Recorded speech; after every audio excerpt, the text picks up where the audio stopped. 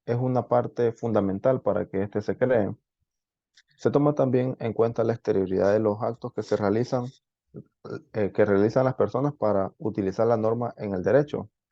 Básicamente es porque yo no puedo colocar como norma que penalice pensamientos de las personas. ¿Por qué? Porque el derecho solo juzga o coacciona lo que son las acciones que pueden ser visibles en las personas. No coacciona ni juzga patrones que vienen por acciones o omisiones de pensamiento. Entonces, tiene que ser la acción de algo para que el derecho pueda entrar en vigencia. ¿La coercibilidad es una característica por excelencia? Claro que sí, porque cuando el derecho es capaz de coartar la acción del ser humano es cuando eh, se puede seguir un patrón repetitivo en una sociedad y es por eso que el Estado se dice que es el ente que puede aplicar la coercibilidad por excelencia dentro de un país.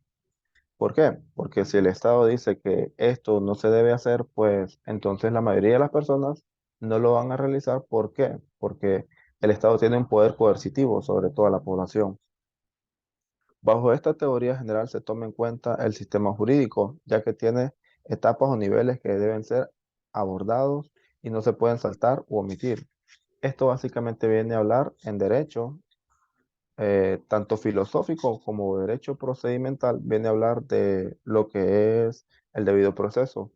Cuando se realiza un procedimiento legal, hay etapas o estadios que no se pueden omitir para que se dé una resolución en base de derecho a futuro. Es importante diferenciar que existen normas generales, las cuales no poseen peso jurídico, mientras que hay normas jurídicas que sí lo tienen, ya que pertenecen a un sistema jurídico. Esto se viene a explicar en varias situaciones de la vida cotidiana. Hay normas de conducta, hay normas de ética, hay normas de moralidad dentro de una sociedad, pero estas no tienen peso jurídico. ¿Por qué? Porque a nadie lo van a llevar preso porque salude o deje de saludar a X o Y persona. Pero existen normas que sí tienen peso jurídico, como el de delinquir, el de robar o hurtar. ¿Por qué? Porque estas sí están establecidas dentro de un código, en un estado en específico. Por ejemplo, en Honduras existe el Código Penal que penaliza lo que son estas acciones, pero el Código Penal no va a penalizar a una persona eh, porque no salude, no diga un buenos días, porque no le cede el asiento a otra persona. ¿Por qué? ¿Por qué? Porque estas son normas de conducta ética o moral, nada más, no son normas jurídicas. Y básicamente eso sería mi aporte y los dejo con el siguiente compañero.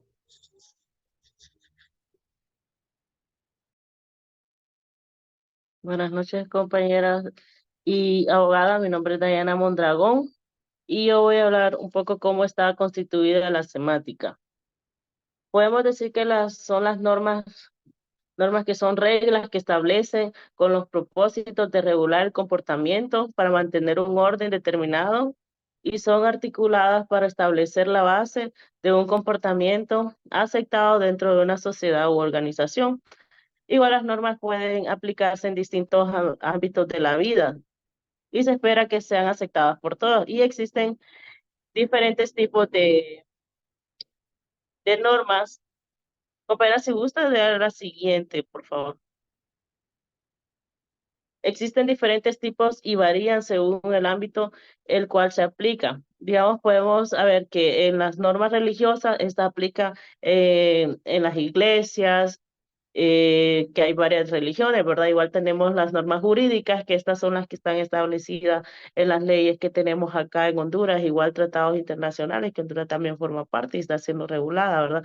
Igual normas morales, que esas son más creencias que hemos venido escuchando desde niños, igual las normas sociales, como lo mencionaba el compañero anteriormente, ¿verdad? Que es como nosotros tenemos que comportarnos en la sociedad, como un saludo o ceder un asiento o ir a un lugar y poder convivir con las personas y ser amable, ¿verdad? Igual son normas que han sido aplicadas desde que las personas son pequeñas. Esto viene con su crecimiento porque es inculcado por su familia, todo este tipo de normas. Igual podemos decir que hay tres tipos de normas, que son las sociales, que esta es cómo se desarrolla el ser humano en eh, espacios públicos y que ellos tengan una buena convivencia, ¿verdad? Y que no puedan tampoco agredir a otras personas en estos espacios públicos. También tenemos la religiosa, que estos espacios religiosos son doctrinas que han tomado varias religiones o credos. Como digamos acá, sabemos que existen varias religiones, como la evangélica, la católica, los mormones, que cada uno de ellos está regulado por libros santos como la Biblia, la Iglesia Católica, y que igual tiene que ver mucho también con lo de Roma, sus doctrinas, igual que ellos tienen que regularse sobre pues, sobre esa moral. Igual esto ellos lo implementan en lo que son las iglesias, como igual fuera de sus ambientes religiosos, también ellos están con la obligación de también seguir esta norma religiosa. Igual tenemos la norma jurídica, que esta es la que regula la conducta, ¿verdad?, de las personas, igual para garantizar un buen funcionamiento y armonía dentro de la comunidad y cumpliendo con ellas. Si no se cumple con ellas, igual llevar sanciones. Igual sabemos que tenemos códigos, digamos, en el tema de familia, el tema de civil, como penal y laboral, que nosotros sabemos que tenemos que regirnos por ciertas conductas y si no seguimos estas conductas en nuestros espacios laborales, nosotros podemos ser sancionados. O igual los patronos, ¿verdad? Y dependiendo el caso que sea en ese momento. Compañero, si gusta, siga. La siguiente. El contexto de las normas semánticas proviene de un vocablo griego que puede traducirse como el significativo, que se trata de algo perteneciente o relativo al significado de las palabras por extensión y se conoce como una semántica al estudio del significado de los signos lingüísticos y sus combinaciones. El siguiente. ¿En qué consiste la estructura de las normas jurídicas? Podemos decir que las normas jurídicas es cuando la estructura relacional es un juicio hipotético. Las normas jurídicas no es comprendida como un imperativo a semejanza de las normas moral, como como la más de las veces en las que se hace la doctrina tradicional, sino como juicios hipotéticos expresos en enlace específico de una situación o hechos. Sabemos que, bueno, en muchas ocasiones en ese tema de la norma jurídica, cuando los jueces van a audiencia, podemos ver que ellos también tienen su criterio moral, igual las partes al momento de poder exponer sus hechos y aquí influye también, igual puede ser fundamentado, pero también va mucho a los hechos o a los criterios de cada persona, ¿verdad? Puede ser la defensa, el criterio del fiscal o igual como el juez. Entonces, estos pueden ser casos hipotéticos que pueden cambiar dependiendo de los espacios. Igual tenemos la estructura de las normas jurídicas, que empezamos con los supuestos de hechos, que es una premisa hipotética, representación de una conducta, en que el caso que que se cumpla lleve una o más consecuencia jurídica. Igual tenemos el nexo jurídico, que es el elemento que vincula entre el supuesto del hecho y la consecuencia jurídica. Igual tenemos consecuencia jurídica, que es el efecto jurídico que se presenta cuando se cumple el supuesto de hecho y las normas en la pena de la medida para su supuesto hecho. Esto es toda mi participación, lo dejo con mi siguiente compañera. Gracias. Sí. Buenas noches, Abay, compañeros. Mi nombre es Daisy Argueta y hoy voy a compartir con ustedes sobre lo relativo a la agrupación de los principios en el derecho. entendiendo como principio en el lenguaje jurídico, para referirnos a valores, instituciones o reglas que sean considerados especialmente relevantes. ¿No? Los principios han sido mencionados ya en el derecho romano, que de hecho muchos principios generales del derecho tienen su origen en este. Y por tanto se han hecho varios intentos para clasificar los principios que se vinculan al derecho, que por su significado y su función se agrupan de la siguiente manera. Ahí ustedes pueden observar los principios como valores, es una de las categorías, los principios jurídicos, principios generales del derecho, y por último, los principios que han sido entendidos como normas que se distinguen de otro tipo de normas por su forma de aplicación. Bueno, en cuanto a los primeros, los principios como valores o como valor, tienen una dimensión, digamos, axiológica en el derecho, que se orienta más, ¿no?, a principios morales o espirituales o éticos, como ya han venido mencionando, ¿verdad? Que son fines que se pretenden alcanzar, y estos principios funcionan en el ámbito jurídico como criterios que sirven de orientación para la toma de decisiones, o sea, para crear y aplicar las normas. Y pues pueden ser, no, estamos en la diapositiva anterior, ok. Pueden ser principios como la justicia, ¿verdad?, la equidad o la imparcialidad, que son fines que pretenden ser alcanzados. En el segundo grupo encontramos a los principios jurídicos, ¿verdad? En un sentido estricto, pues se refieren específicamente al derecho, por tanto son, digamos, instituciones jurídicas que se integran por un conjunto de normas y pues pueden ser una serie de derechos y obligaciones que conforman una unidad en su sentido. Y aquí pues hablamos con frecuencia de principios como ser el principio de legalidad, el principio de seguridad jurídica, por ejemplo, el de no retroactividad o incluso el Estado de Derecho mismo, ¿no? Pues son normas, digamos, universales del ordenamiento jurídico de un Estado como tal. En cuanto a los principios generales del derecho, pues son los más conocidos, ¿verdad? Son los más estudiados y son parte pues del derecho positivo como tal. Porque pues la formulación genérica de estos principios resulta de enunciados normativos o más bien de formulaciones que han hecho los doctrinarios o incluso los jueces como por Ministerio de la Ley. Y pues dentro de uno de los más comunes están la pacta sunt servanda, ¿no? Que significa que pues lo pactado obliga a las partes.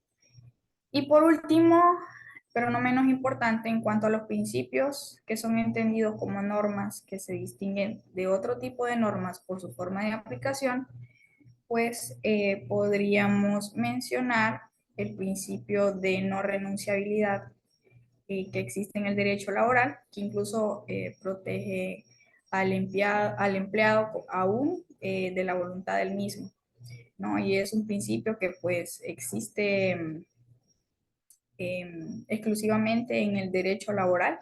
O, por ejemplo, podríamos hablar del principio de la ultra y extra petita, es decir, principios que no se extienden a otras materias, sino que contemplan una regla como tal en la materia como tal. Entonces, esa sería mi intervención y los dejo con mi compañera. Muchísimas gracias. Para continuar con la exposición, ¿verdad? ¿Cómo concibe Wording los principios? Decimos que los principios son elementos que, además de las reglas juntas a la norma y a la política integrada en el derecho, los principios estos ofrecen razones prima de fe que pueden ser tomadas en cuenta, pero que no aseguran una decisión en determinado sentido. Asimismo, decimos que los principios no sean concluyentes implican que estos conserven su vigencia general a pesar de haber sido derrotados en caso particular. Este personaje de Work señala que en la mayoría de casos él usó se usará el término de principio, como lo explicaba la compañera anteriormente, el genérico, para referirse a todo el conjunto de estándares que no son normas. Y podríamos hablar que del principio en este sentido más amplio. También así un concepto puntual para darle paso al cierre de la presentación, que estos principios no establecen un nexo directo entre los hechos y la conclusión jurídica. Generalmente es necesario hacer una instancia intermedia de razonamiento, una comparación de principios encontrados. También encontramos diferencias entre unos y otros, que es entre principios y normas. Anteriormente ya lo habían establecido los compañeros y dice que los principios, al igual en esto que confieren derecho e imponen obligaciones. También decimos que los principios son distintos de las normas porque existen diferencias lógicas entre estas y aquellas. También otro principio que dice que en caso de que las normas no sean suficientes para hablar la solución de un caso concreto, siempre proveerán esa solución. Gracias a ellos, el derecho siempre tiene una solución para todos los casos, por más difíciles que sean. Este es mi pequeño aporte y le dejo la palabra al compañero Alex. Bueno, como pudimos ver, compañeros y abogada, este es un tema que tiene muchas aristas y podríamos seguir hablando por muchas horas respecto a cómo se puede concebir la norma, la ley y el derecho, dependiendo las bases epistemológicas de algunos científicos, algunas eminencias de la filosofía del derecho en diferentes continentes, ya sea en Europa, en América, en Asia, pero lo importante aquí no es buscar este cúmulo de pensamientos y de posturas filosóficas, sino tratar de tener una base generalizada sobre lo que es la norma y eh, cómo esta tiene un marco de acción en lo que es el comportamiento del individuo y cómo este marco de acción también coacciona lo que es el comportamiento de un grupo social dentro de una sociedad.